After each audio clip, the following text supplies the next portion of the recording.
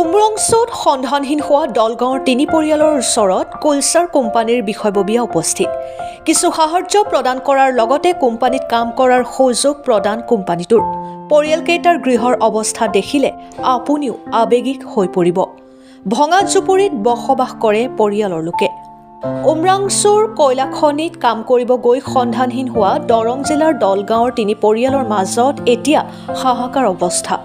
কোলচাৰ কোম্পানীৰ স্বত্বাধিকাৰ তুলিকা গগৈৰ নিৰ্দেশ মৰ্মে দৰং জিলাৰ অধিকাংশ বিষয়ববীয়াই আজি দলগাঁৱৰ শিয়ালমাৰী গাঁৱৰ জাকিৰ হুছেইন, বগৰীবাৰীৰ মুস্তাফা শ্বেইখ আৰু হুছেইন আলী তিনিও পৰিয়ালৰ বাসগৃহত উপস্থিত হয় দলটোৱে। গৃহত উপস্থিত হৈ পৰিয়ালকেইটাৰ বুজ লোৱাৰ লগতে প্ৰতি পৰিয়ালতে কিছু সাহায্য প্ৰদান কৰা দেখিবলৈ পোৱা যায়। ইয়াৰ উপৰিও প্ৰত্যেক পৰিয়ালৰ দুজনকৈ লোকৰ মাজত কোলচাৰ কোম্পানীত কৰ্মসংস্থাপনৰ ব্যৱস্থা কৰি দিয়ে কোম্পানীটোৰ স্বত্বাধিকাৰী তুলিকা গগৈয়ে।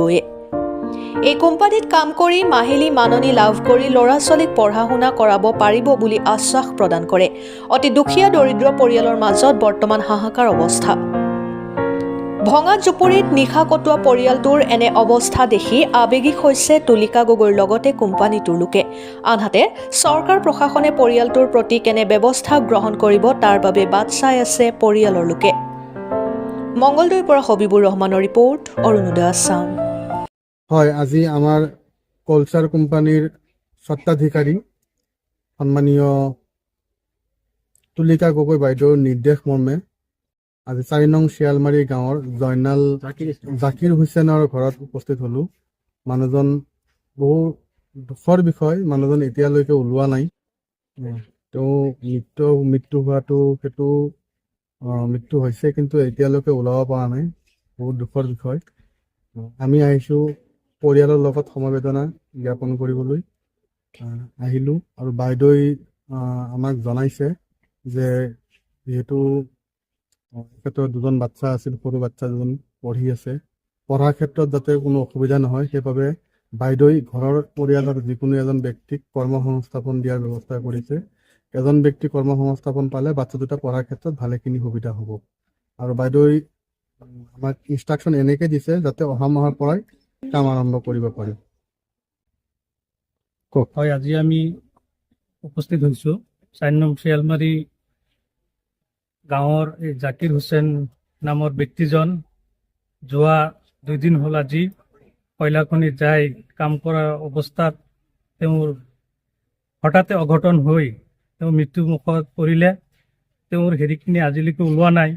আজি দুখৰ বিষয়। আমি এইখন গাঁৱত উপস্থিত হৈ এইটো ঘৰত এই পৰিয়ালৰ দুখ বেদনাক খবৰ ল'লোঁ আৰু দুটা ছোৱালী তেওঁলোকৰ আছে আৰু ভনীয়েকজনীৰ খবৰ ল'লোঁ। আমি খুব দুখীয়া ঘৰৰ পৰিয়াল আৰু আমাৰ কোলচাৰ কোম্পানীৰ স্বত্বাধিকাৰী তুলিকা গগৈ ডাঙৰীয়ানীৰ নিৰ্দেশ মৰ্মে আজি আমি এইখন গাঁৱত আহি এইটো ঘৰৰ মানুহখিনিক খবৰ ল'লোঁ আৰু ইতিমধ্যে আমি এই অহা মাহত আমি এই ঘৰৰ মহিলাখিনিক বা এই ঘৰৰ মানুহজনীক আমি এই আমাৰ কোলচাৰ কোম্পানীত এই এখন কৰ্মসংস্থাপনৰ ব্যৱস্থা বাইদেউ কৰিব বুলি আমাক জনাইছে।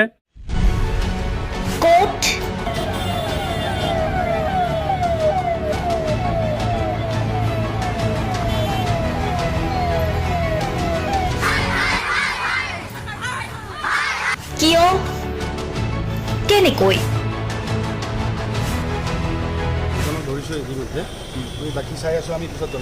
দুৰ্নীতি?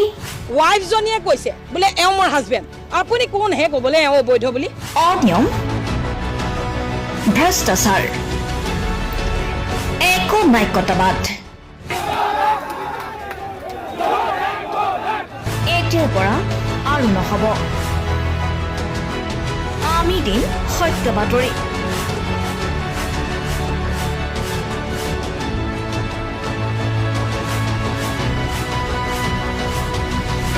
নিজকে সংস্থাপিত কৰাৰ বাবে শুদ্ধ ৰূপত নিৰ্ভীক নিৰপেক্ষতাৰে আমি সাজু। অসমৰ উন্নয়নমূলক যাত্ৰাই আজি এক নতুন দিগন্ত ভৰি দিছে। অসমৰ ৰাইজৰ পৰা আমি সদায় আশীৰ্বাদ বিচাৰোঁ আমি এনেকৈ যাতে আমাৰ জননী জন্মভূমিক সেৱা কৰি যাব বিচাৰোঁ। অৰুণোদয় অসম নিৰ্ভীক নিৰপেক্ষ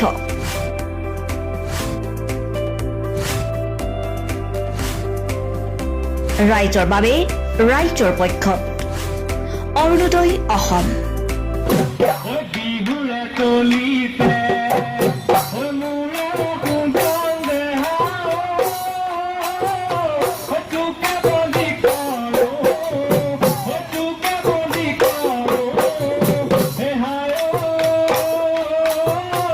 Juanam duale, Juanam